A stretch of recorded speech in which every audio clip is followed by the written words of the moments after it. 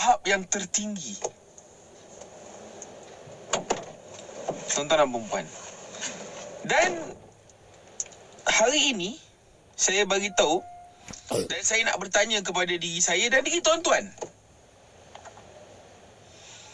Adakah kehidupan kita ni meletakkan Allah di tahap yang paling tinggi?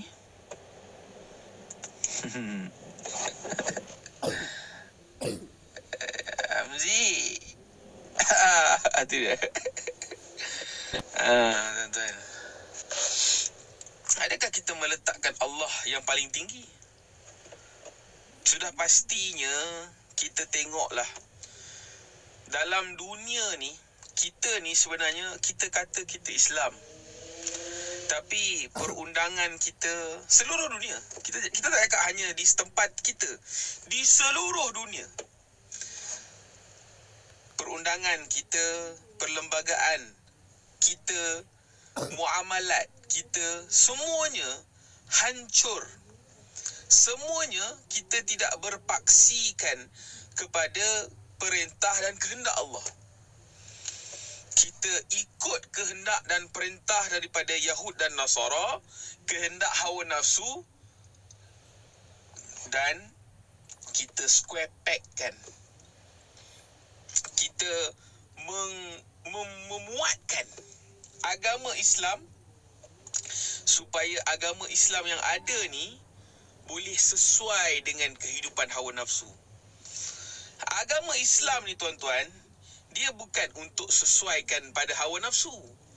Agama Islam ni adalah untuk sesuaikan pada perintah Allah dan larangan Allah.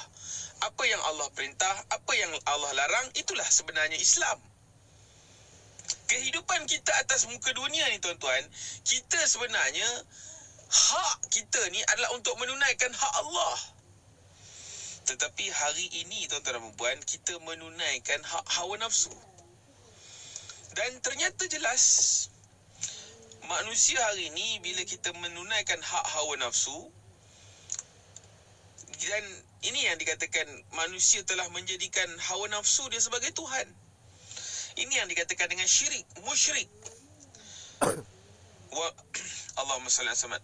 Afara'aita man ittakhadha ilahahu hawa. Tidakkah kamu melihat manusia menjadikan hawa nafsunya sebagai Tuhan? Tuan-tuan,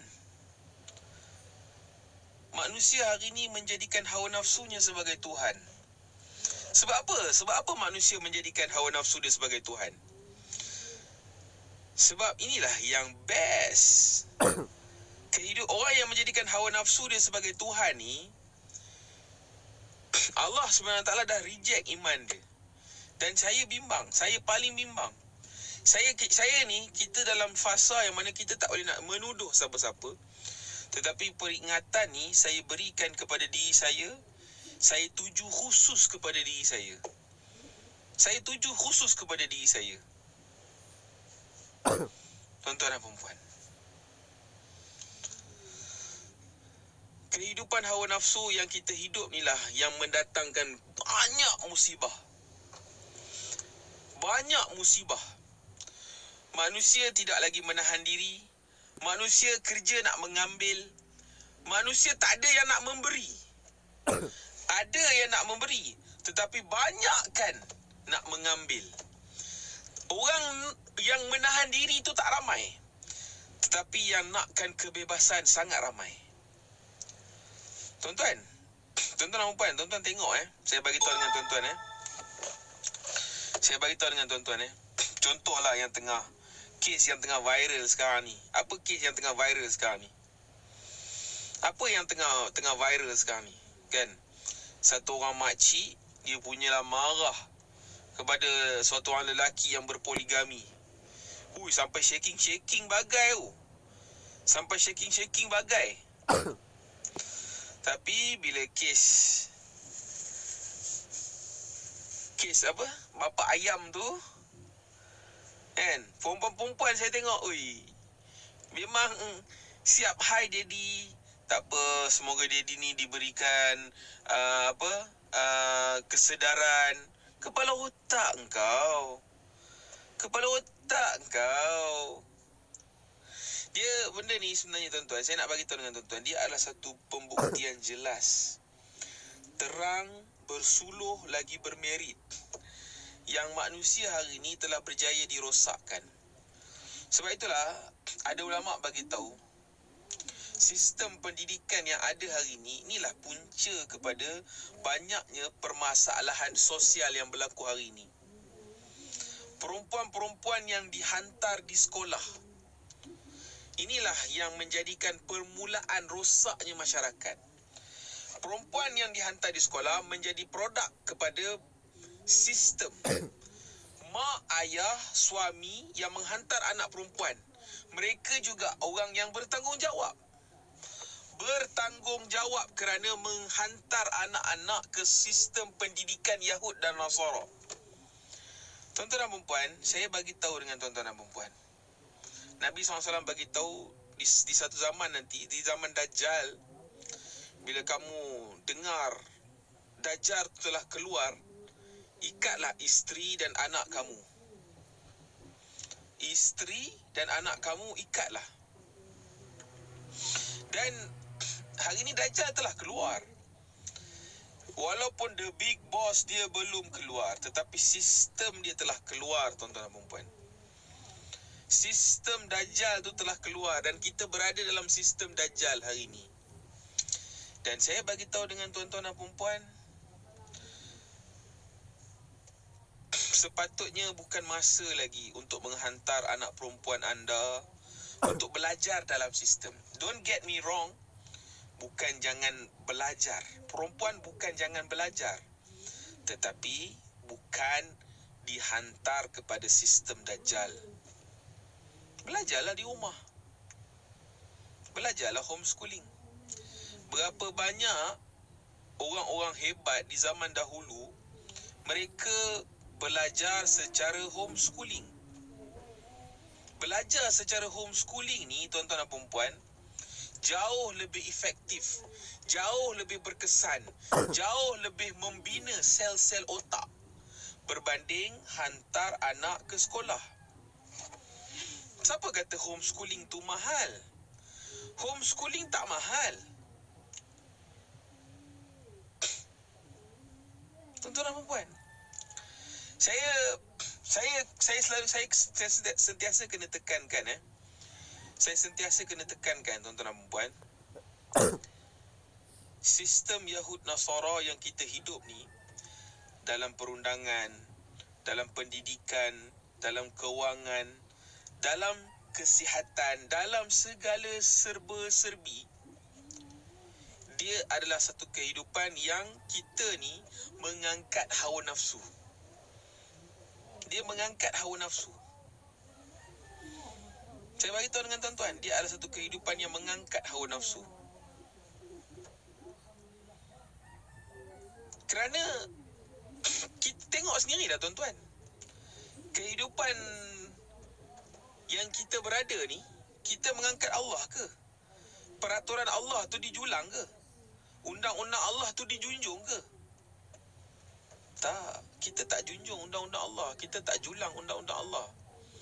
Yang kita junjung, yang kita julang adalah sistem Yahud wan Nasara, kehidupan Yahud wan Nasara. Sedangkan Allah dah bagi tahu dah, walan tarda ankal yahudu walan nasara hatta tattabi'a millatahum. Tuan-tuan, kehidupan ni, tuan-tuan, orang Yahud dan Nasara ni adalah satu yang mana mereka ni sekali-kali walan tarda. Mereka ni sekali-kali takkan redha kepada kita orang Islam, sehinggalah kita ikut jalan mereka. Mereka takkan redha. Dan korang rasa sistem Yahud Nasara yang kita berada ni, adakah untuk menyebabkan orang-orang Islam masuk syurga beramai-ramai? Tak. Kita salah kalau kita faham begitu. Jazakallah Encik Arif, semoga Allah menambahkan rezeki Encik Arif. Kita salah kalau kita berkefahaman yang kehidupan Yahud Nasara, sistem Yahud Nasara yang kita hidup ni akan menyebabkan kita ni dengan mudah-mudah masuk syurga. Tak. Sebab iblis ni dia dah berjanji kepada Allah. Dia dah berjanji. Iblis dah berjanji dia akan sesatkan anak Adam. Dia akan sesatkan anak Adam.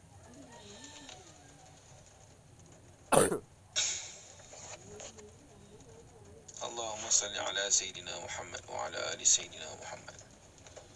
Dan saya bagi tahu dengan tuan-tuan dan perempuan, ternyata anak-anak Adam hari ni telah berjaya disesatkan oleh iblis. Sistem Yahud Nasara. Ternyata tuan-tuan dan perempuan. Jadi saya ingatkan diri saya dan diri tuan-tuan, yang mana Allah dia nakkan kita besarkan dia. Allah nak kita glorify Allah. Allah nak kita glorify Allah. Tapi sedihnya kita hari ni, kita tidak mengglorifykan Allah. Kita glorifykan hawa nafsu. Kenapa kita memilih untuk glorifykan hawa nafsu? Kenapa kita seronok mengglorifykan hawa nafsu? Kenapa kita memilih untuk menjadikan hawa nafsu itu sebagai Tuhan? Sebab Allah bagi tahu orang yang glorify hawa nafsu ni, dia mengglorifykan Tuhan dia. Tuan-tuan, itu ayat Quran, bukan saya yang cakap. Orang yang menjadikan hawa nafsu ni sebagai Tuhan.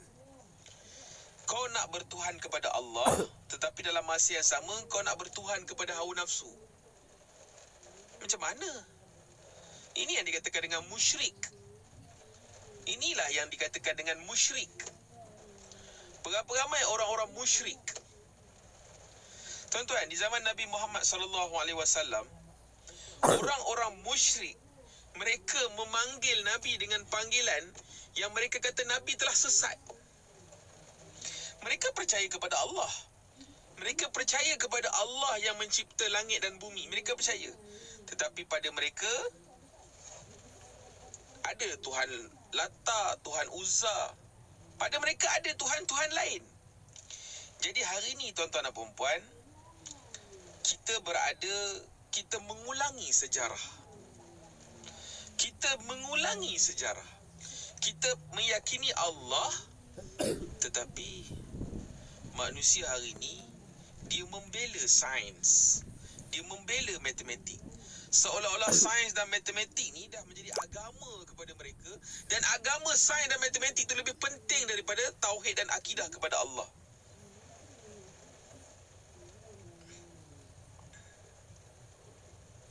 Ini keadaan yang realiti yang berlaku. Hari ni syaitan, iblis ni dia pandai. Iblis ni dia adalah being yang mempunyai intelek level super. Dia mempunyai level intelek yang super, dan dia tahu bagaimana untuk menyesatkan anak Adam. Orang Islam, dia tak perlu jadikan orang Islam buat patung, sembah patung, tak perlu. Tetapi dia buatkan orang Islam sembah kepada hawa nafsu dia sendiri. Apa bukti yang mana kita tak sedia, ataupun kita ni memang menjadi penyembah kepada hawa nafsu kita? Adalah kita redha dengan sistem Yahud Nasara yang kita duduki hari ini. Tanpa sedikit pun rasa kesal, tanpa sedikit pun rasa sedih, tanpa sedikit pun rasa marah, tanpa sedikit pun rasa meluat dengan sistem Yahud dan Nasara. Tuan-tuan, ini keadaan yang berlaku. Ini keadaan yang berlaku, tuan-tuan.